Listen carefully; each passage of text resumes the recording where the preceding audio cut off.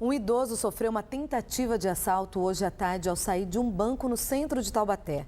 Segundo a polícia, 2 homens armados tentaram pegar a bolsa, onde havia alta quantia em dinheiro. Um policial aposentado viu e tentou ajudar. Os criminosos subiram em uma moto e o garupa atirou 6 vezes em direção ao policial. Os disparos acertaram 2 carros e algumas lojas. Ninguém ficou ferido. Os suspeitos fugiram e não foram encontrados até o momento. É comum as autoridades culparem São Pedro pela crise hídrica por causa da falta de chuva. Agora, a chuva também é apontada como responsável pelo atraso da obra na ponte entre Tremembé e Taubaté. A Prefeitura de Tremembé afirma que a passagem será liberada na semana que vem. Até lá, os motoristas vão continuar convivendo com os congestionamentos. Desde a interdição da ponte, o tempo que a Cláudia levava de casa para deixar a filha na escola, que fica na Rua Bahia, dobrou. Eu sinto uma diferença muito grande aqui nas rotatórias, aí é complicado. O Antônio também precisou mudar o percurso. E transtorno aqui é coletivo. Ele leva funcionários de uma empresa de Taubaté. A gente acaba esticando um pouquinho, né, o trajeto, o ônibus não pode passar para não dar o transtorno. E atrás das linhas a gente acaba esticando um pouquinho, dando um apoio para os ônibus, né? Por isso eu dou o transtorno. Só mesmo máquinas, pedestres e ciclistas circulam na ponte desde o mês passado. Parte da cabeceira cedeu com as fortes chuvas e a principal ligação entre Taubaté e Tremembé ficou assim, interditada. Sem a ponte, os motoristas precisaram mudar o caminho e parece que todos eles escolheram o mesmo, a Rua Amador Bueno da Veiga, próxima à Escola Saad. Longas filas de carros se formam no local e o resultado disso, trânsito complicado. Segundo o chefe de divisão de controle urbano da Prefeitura de Taubaté, 2 agentes de trânsito controlam a circulação nos horários de pico. O departamento também reforçou a sinalização. Estamos colocando em alguns pontos estratégicos painéis e mensagens informando outras rotas alternativas para desvio sentido Tremembé. Para quem vem da Rua Francisco Barreto, a opção é seguir pela Estrada Velha. Mas, para o alívio dos motoristas, o fim do transtorno tem data para acabar.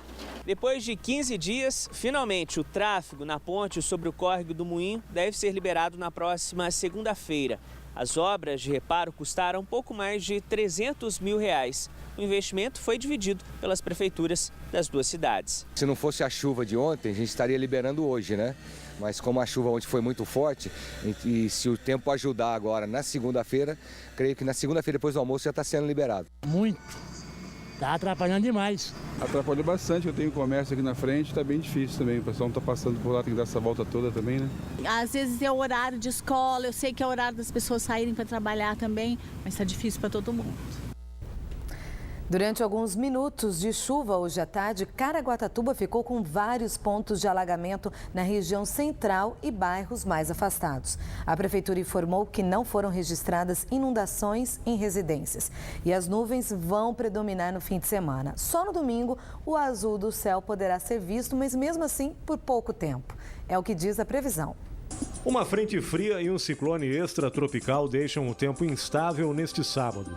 Há previsão de chuva forte, principalmente no litoral. Mesmo assim, as temperaturas devem permanecer elevadas. Mínimas de 9 graus em Campos do Jordão, 16 em Guaratinguetá, 18 em Taubaté e 22 em Ubatuba. Máximas de 28 graus em São Bento do Sapucaí, 29 em São José dos Campos, 31 em Cruzeiro e 32 graus em Aparecida. No domingo, a nebulosidade se afasta e o sol pode até aparecer, mas ainda muito tímido. Em Caraguatatuba, os termômetros oscilam entre 24 e 32 graus.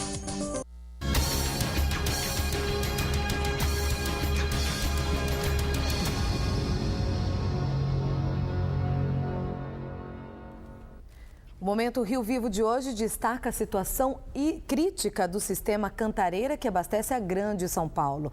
A segunda cota do volume morto já está perto do fim. Geraldo Alckmin aposta todas as fichas na transposição das águas do Paraíba do Sul. Apesar disso, o governo do estado não admite a possibilidade de racionamento de água na capital.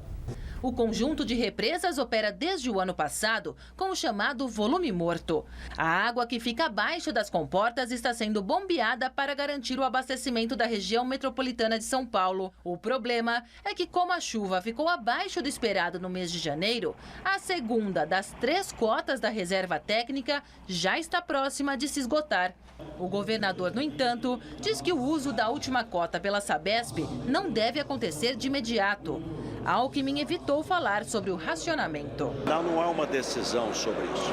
Ainda sobre a crise hídrica, Alckmin prometeu para o meio do ano a abertura da licitação das obras das represas do Jaguari em Pedreira e em Amparo, que devem ajudar a aliviar a bacia do PCJ. Qual o caminho, então, para a gente reduzir a vulnerabilidade hídrica?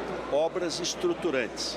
Nós já começamos a primeira delas, está licitada, são mais de 800 milhões, a interligação do Atibainha com o Jaguari. Nós estamos interligando a bacia do Paraíba do Sul com a bacia do PCJ. Em média, nós tiramos 5,3 metros cúbicos por segundo e poderemos, no pico da seca, da estiagem, tirar até 9 metros cúbicos por segundo. O Momento Rio Vivo traz também a situação das represas da nossa região. O nível voltou a subir. Jaguari passou de 2,06% para 2,31% do volume útil.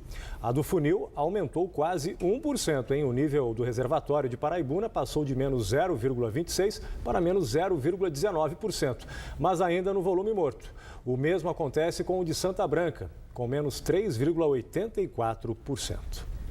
Esse foi o Momento Rio Vivo, mais uma iniciativa do Grupo Band Vale, que muito antes de alguém pensar em crise hídrica, já levantava a bandeira da preservação dos mananciais. A campanha Rio Vivo tem quase 12 anos de luta em defesa do meio ambiente e a água é uma das prioridades. Mais de 300 mil pessoas já foram conscientizadas pelo projeto. Participe você também, saiba mais em nossa fanpage, facebook.com/Projeto Rio Vivo.